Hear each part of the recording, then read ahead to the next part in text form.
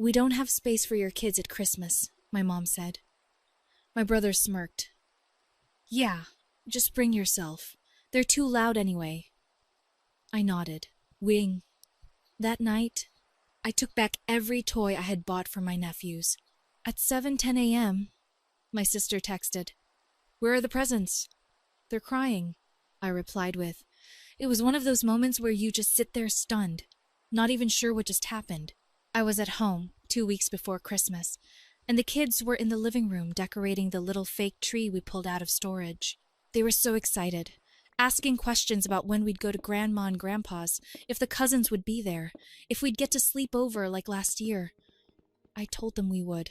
At the time, I really believed it. Then the call came. My mom, completely straight-faced, told me they wouldn't have space for the kids this year, like it was some kind of hotel booking issue. She said my sister-in-law's family would be there, and it would be too crowded and too loud, and things were already hectic. "You can still come," she said. "Just not the kids."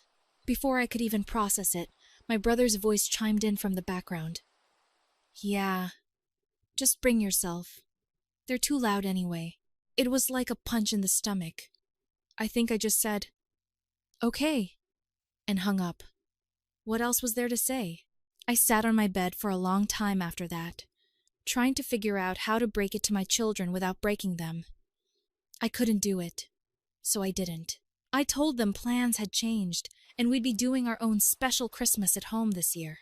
They were quiet. They didn't cry, but I saw it on their faces. They didn't understand why we weren't going. They just nodded and kept decorating like nothing had happened. But something had. The part that made it even worse, I had already delivered all the gifts. A week earlier, I dropped them off at my parents' house to keep them out of sight for my own kids. I always went all out for Christmas. It wasn't about showing off. It was just how I was raised. If you love people, you show up for them. I bought my nephews what they'd been begging for all year. A Nintendo Switch for the youngest, a refurbished iPhone for the oldest. I wrapped boxes of puzzles, Lego sets, action figures, and crafts. I even included those little extras like socks, candy, Christmas books. I thought I was doing something good. That night, after the call, I couldn't sleep. I just kept thinking about how easy it was for them to write off my children like they didn't matter, like they were background noise. So, around 10:30 p.m., I drove back to my parents' house. I still had a spare key. No one was up. I let myself in, went straight to the dining room corner where I'd stacked the gifts, and took every single one. They hadn't even moved them. They were still sitting there like forgotten donations. I packed them into my trunk, quietly closed the door, and drove home. I didn't tell the kids. I didn't tell anyone. Then Christmas morning came. At exactly 7:10 a.m., my sister's text came in, all caps. "Where are the presents? They're crying." I stared at it for a long time before replying. "I brought myself. Remember? I waited. Nothing. No reply. Not from her. Not from my mom. Not from my brother." They'd set up their whole day expecting me to fix everything like I always did. I was the one who brought the food, the gifts, the sparkle. I was the one who paid for the rental car my sister used every Christmas to get home. I helped with their bills. I let my parents use my card for groceries, gas, whatever they needed. I never kept track. I just gave. And all it took was one phone call for them to make it clear. My kids weren't welcome. They had no idea that the presents were just the beginning. The day after Christmas was weirdly quiet. No texts, no calls, not even the usual passive-aggressive, "hope you had a good day" message from my mom. They were probably stewing. I imagined them pacing around, whispering about me, confused about what went wrong. They never actually asked why I took the gifts back. No one even acknowledged what they said on the phone. But I wasn't waiting for an apology. That morning, I logged into my banking app and removed my parents as authorized users on my secondary card. It had been a quiet thing I did a couple years back, just to make their lives easier. Groceries, gas, small things here and there. They treated it like some unspoken entitlement. But now it was over. By noon, my mom called not to say anything meaningful, just to say her card wasn't working and could I check on it. I told her it should be fine and ended the call. Later, I texted my sister. "Did you still need help renting the car for New Year's?" She responded immediately. "Yes, please. I was just about to ask." I replied, "Can't this year? Things are tight." She didn't answer after that. I knew she was pissed. She probably thought I was doing it out of spite. And honestly, I was, but not out of pettiness. Out of clarity. I wasn't going to be the one holding the net anymore while they all pretended they were flying. I went into the closet and pulled out all the gifts I had taken back. My kids never knew they were meant for someone else. I gave the console to my son and wrapped the Lego sets for my daughter's birthday, which was coming up in January. The iPhone I held on to. I was thinking of selling it, but I ended up donating it to a local women's shelter that helps teens who've aged out of foster care. It felt better than giving it to a kid who wouldn't even say thank you. Then the guilt campaign started. My aunt texted me randomly, asking if everything was okay between me and my mom.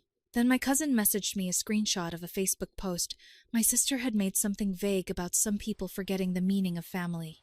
I didn't respond to any of it. By New Year's Eve, my sister texted again. "The boys keep asking why you hate them." I stared at the message for a long time. My nephews, they weren't part of the game. But it wasn't about hating them. It was about protecting mine. So I wrote back, "I don't hate anyone, but you all forgot that my kids exist." Still nothing. The irony. My ex-husband, who lives 3 states away and has always been hit or miss, managed to send our kids a big package. Wrapped gifts, thoughtful cards. He even included a handmade ornament with their initials. It arrived late, but it arrived. They were thrilled. Meanwhile, the people they saw every year gave them nothing. Not even a phone call, not even a card. That was the moment I knew I wasn't going back.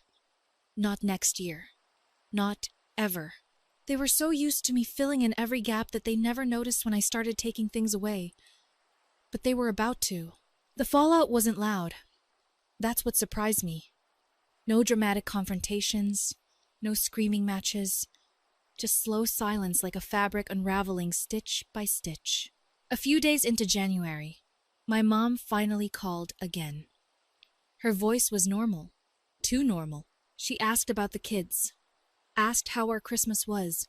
Like nothing had happened. Like she hadn't disinvited them. I answered politely. Kept it short. I didn't bring it up. And neither did she. That was their favorite trick. Pretend the wound doesn't exist, then act confused when you start limping. She ended the call by saying she hoped we'd come over soon. I said I'd think about it. I didn't. I think they assumed it would all go back to normal once I cooled down.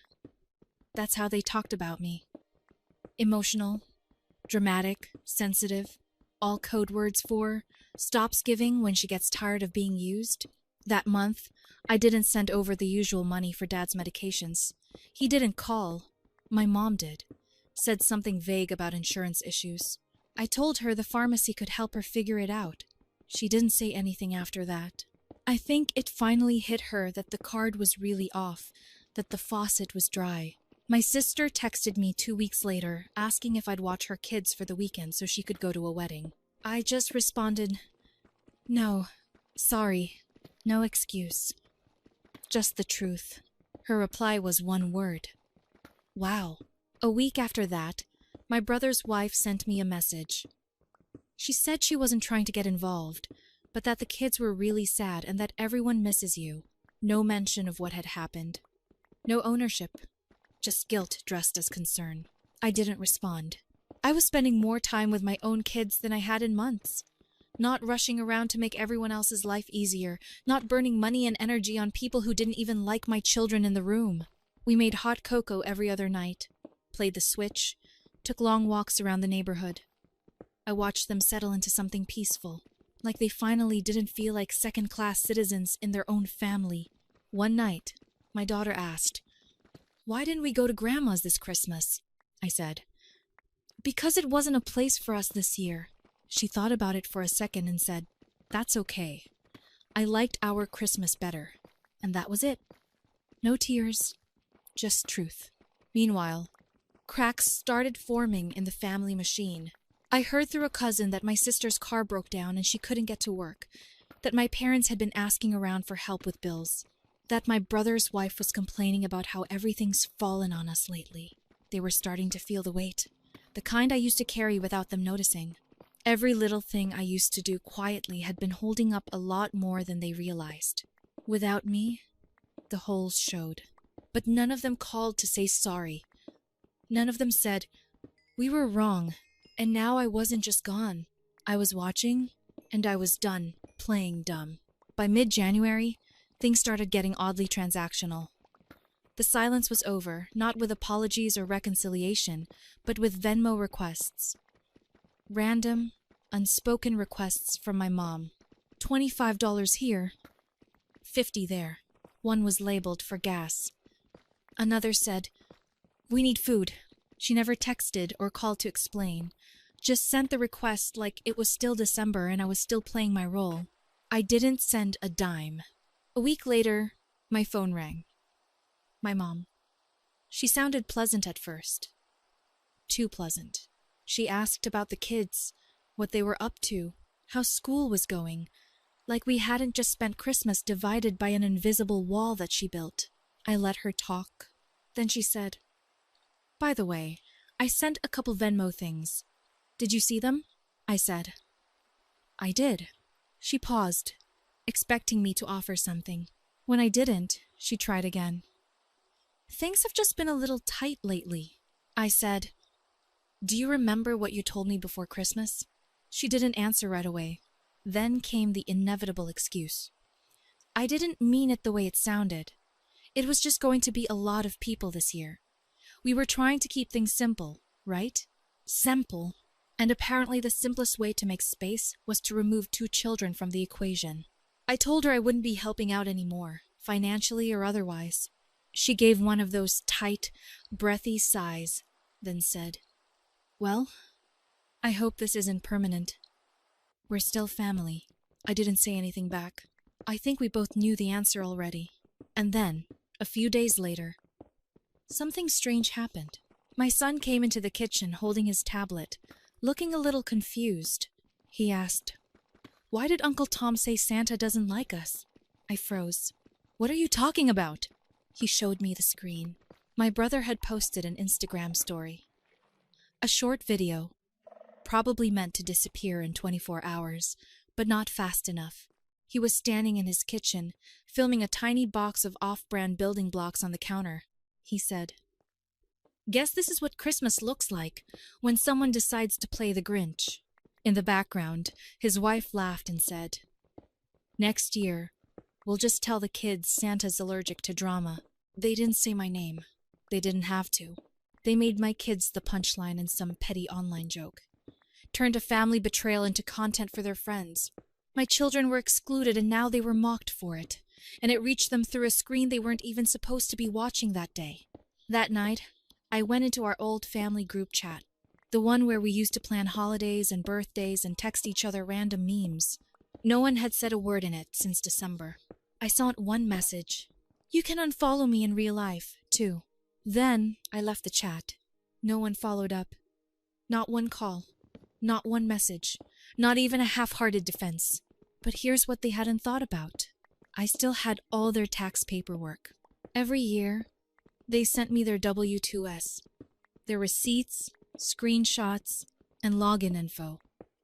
I'd file everything. Help them get better returns.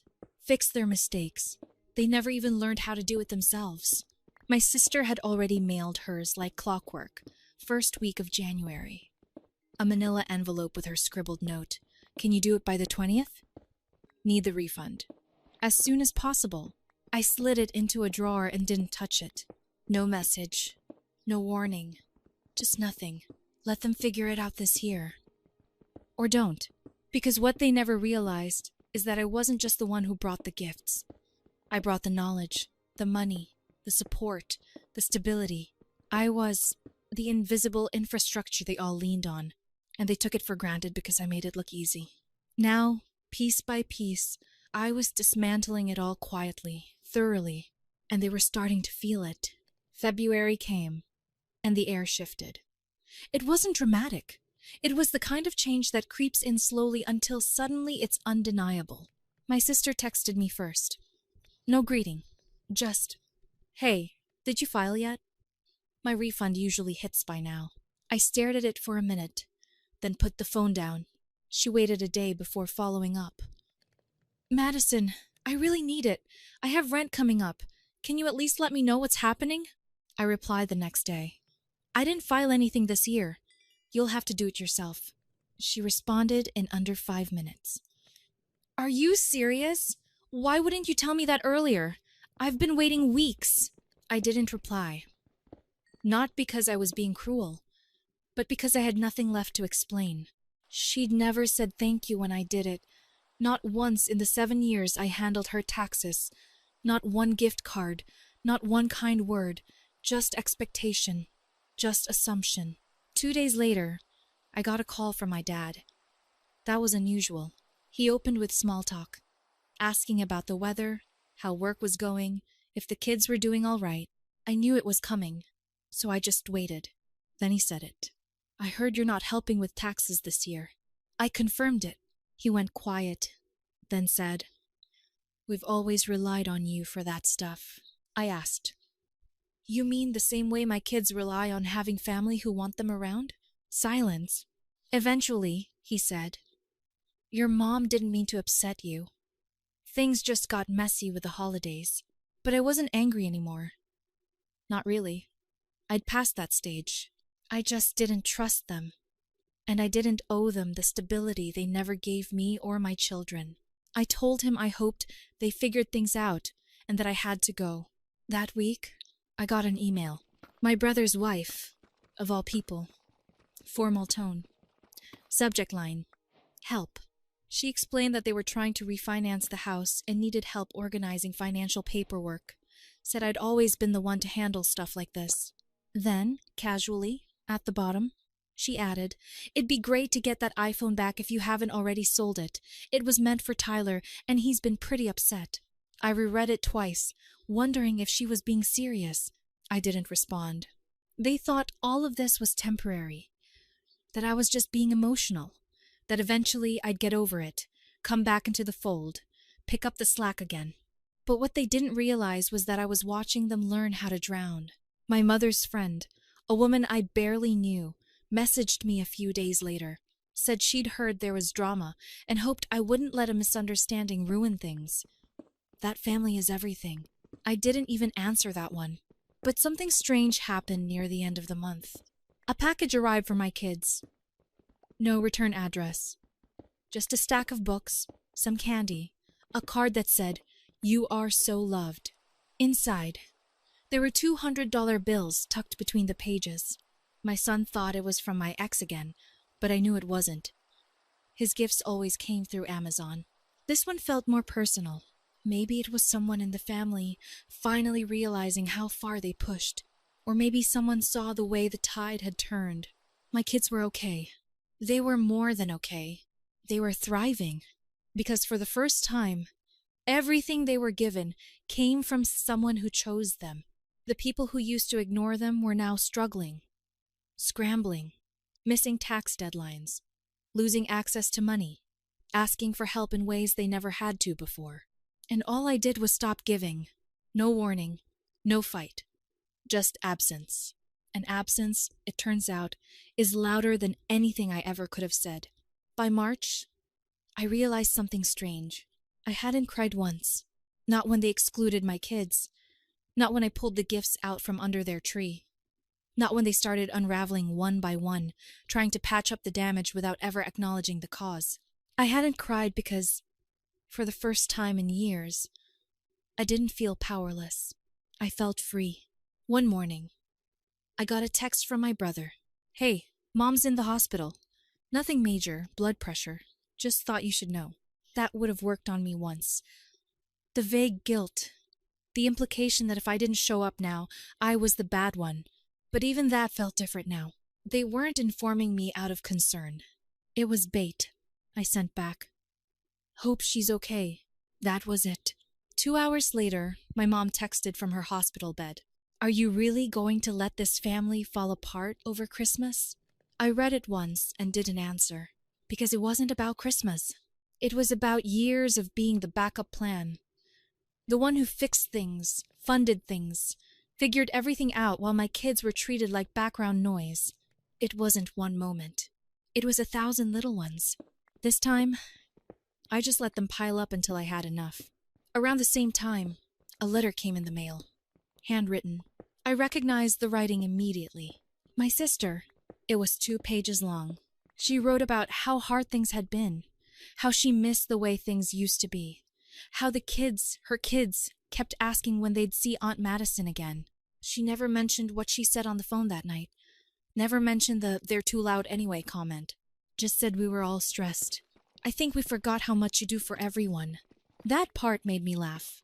We forgot. Not we took it for granted.